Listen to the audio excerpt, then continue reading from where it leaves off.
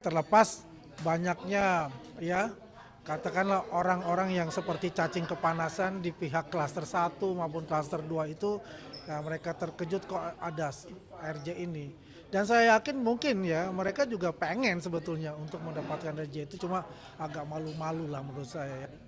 Ya, restoratif justice yang telah diberikan oleh Polda Metro Jaya yang jelas memang ada persetujuan pasti kan, persetujuan dari saksi pelapor dari Pak Jokowi dan 3 saksi pelapor lainnya bahwa permintaan RJ ini yang dilakukan oleh penasihat hukum dari 2 tersangka yang kemudian mendapatkan SP3 yaitu Bang Egy Sujana dan Bang Damai Hari Lubis sudah dilaksanakan sesuai dengan kaidah hukum untuk itu. Terlepas banyaknya ya katakanlah orang-orang yang seperti cacing kepanasan di pihak klaster 1 maupun klaster 2 itu ya mereka terkejut kok ada RJ ini. Dan saya yakin mungkin ya mereka juga pengen sebetulnya untuk mendapatkan RJ itu cuma agak malu-malu lah menurut saya ya. Tapi untuk itu saya katakan bahwasanya kami semua nih seluruh relawan-relawan dari Pak Jokowi, Prabowo dan Gibran itu ya artinya untuk klaster 1, untuk klaster 2 ini yang dikatakan teroris ini kita tidak ingin adanya RJ. Ini jelas kita perlu juga bahwasanya ijazah Pak Jokowi asli yang dituduh palsu oleh mereka ini bisa dibuktikan di ruang publik. Biar secara terang benderang publik mengetahui dan tidak ada lagi presiden-presiden buruknya nanti ya yang akan mengulangi apa yang dilakukan oleh mereka itu kalau mereka menerima RJ semua. Ya, itulah dari kami dari relawan Prabowo Gibran dan Jokowi itu, ya kan.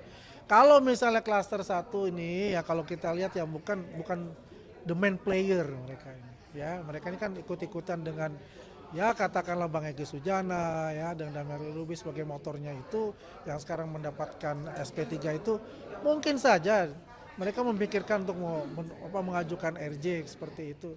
Ya silakan saja gitu ya.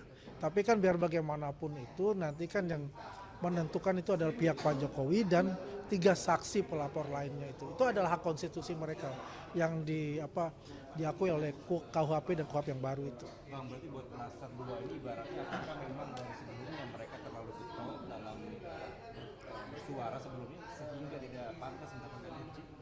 Ya kalau kita lihat sudah lama kita tanyakan kepada mereka, ya kan. Ya setiap ilmuwan itu tidak selalu absolut bahwa dia tuh selalu benar, pasti ada yang salah. Apalagi metode yang dilakukan itu juga sangat salah untuk itu ya. Nanti aspek hukum oleh Bang Farhad untuk bicara itu. Ini jelas itu bisa gitu loh, meminta maaf dan sangat terbuka pintu rumahnya Pak Jokowi.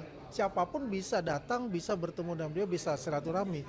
Apalagi ya kalau dengan kasus ini Pak Jokowi itu tidak ingin adanya anak bangsa ini ya dicabutlah artinya hak kebebasannya dengan kasus seperti ini gitu loh. Jadi kalau kita melihat ya mereka ini tidak mempunyai alat bukti. Alat bukti mana mereka punya? Ijazah asli tidak punya. Ya kan? Ijazah pembanding tidak punya. Yang dia lakukan apa? Ya kan? Ada penggiringan opini publik ya sehingga opini publik itu publik merasa apa yang dikatakan palsu-palsu itu masuk ke memori mereka. Makanya kita katakan ijazah asli Pak Jokowi dituduh palsu. Bukan ijazah palsu Jokowi ya, ingat, tapi ijazah asli Pak Jokowi dituduh palsu. Itu yang permasalahan yang ada terjadi di lapisan paling bawah. Ya Bang Pak.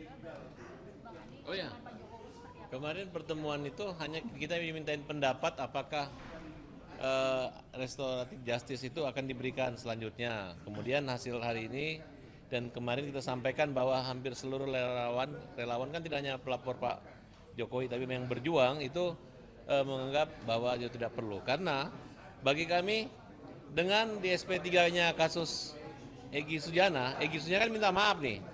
Berarti udah tamat. Artinya pelaku utama dari semua itu adalah Egy Sujana. Bahkan pengakuan Rustam bahwa yang nyuruh mengatakan itu adalah Egy Sujana. Jadi yang lain saya harap sudah bersadar, mereka sudah terpenjara dalam kondisi saat ini. Karena ada sebagiannya yang mau pergi umroh, tapi nggak bisa karena dicekal.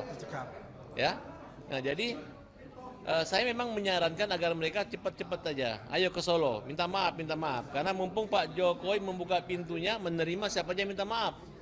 Nah, tapi masih gengsi. Hari ini saya bertemu dengan Tipa dan Refli Harun. Mereka mengatakan nggak mau restoratif justice, mintanya kalaupun terjadi restoratif justice, Pak Jokowi yang ke Jakarta dan Pak Jokowi minta maaf kepada mereka. Nah, di sini saya melihat hukum itu tegak, bukan karena mereka dikriminalisasi, tapi mereka merasa, wah, dikit lagi gua tamat nih. Mereka malu mengikuti jejak daripada Egy Sujana yang terang-terangan minta maaf tapi malu-malu.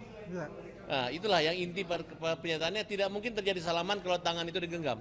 Jadi dengan SP3-nya atau minta maafnya Egy Sujana, berarti ijazah Pak Jokowi asli. Dan Egy Sujana takut masuk penjara. Dan Rustam mengatakan dia dijerumuskan oleh Egy Sujana. Gitu. Gengsi tinggi Bang berarti ya? Ya? Gengsinya tinggi sekali, jelas itu, ya kan. Sampai sekarang pun juga kan mereka kan tetap itu ya. Apalagi tadi kan sudah ketemu juga dengan Bang Refli Harun. Ya, boleh. Ya boleh. Yang sakit jiwa nih siapa sih? Yang sakit jiwa, publik bisa menilai siapa yang sakit jiwa gitu kan. Yang jelas selama ini Pak Jokowi ini ya dengan apa katakanlah ya dipukul pipi kiri, pipi kanan ya, dihajar sana hajar sini, tapi beliau itu tetap mengedepankan yang namanya adalah tali persaudaraan, tali Termasuk persatuan. pengacara-pengacara juga sakit jiwa. Kenapa? Sekarang Egy Sujana melaporkan pengacara ya. Iya. Betul nggak? Siapa yang sakit jiwa Bang? Ya lawyer-lawyer yang terlibat di situ, bayangkan ya. Nah, Egy Sujana, panutan mereka, profesor mereka melaporkan pengacaranya dulu gitu. Gara-gara dibilang tuyul kan? Betul iya nggak? iya iya iya. Sakit siapa Bang? Ya itulah mereka-mereka semua. Teriak sakit. Nah.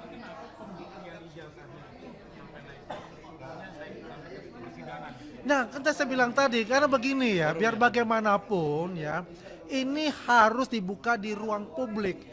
Dari yang namanya Sugi Nur, terus Bambang Tri, ya kan, yang merupakan guru besar mereka yang dilanjutkan oleh TPUA kemarin, ya kan, terus dilanjutkan juga yang tadi mau jadi saksi ahli yaitu Rismon, kemudian Roy Suryo, sekarang berubah menjadi klaster 2 ini yang semakin getol ya untuk bisa bagaimana membuat opini publik ya sehingga tercerah berai yang ada di lapisan paling bawah ini.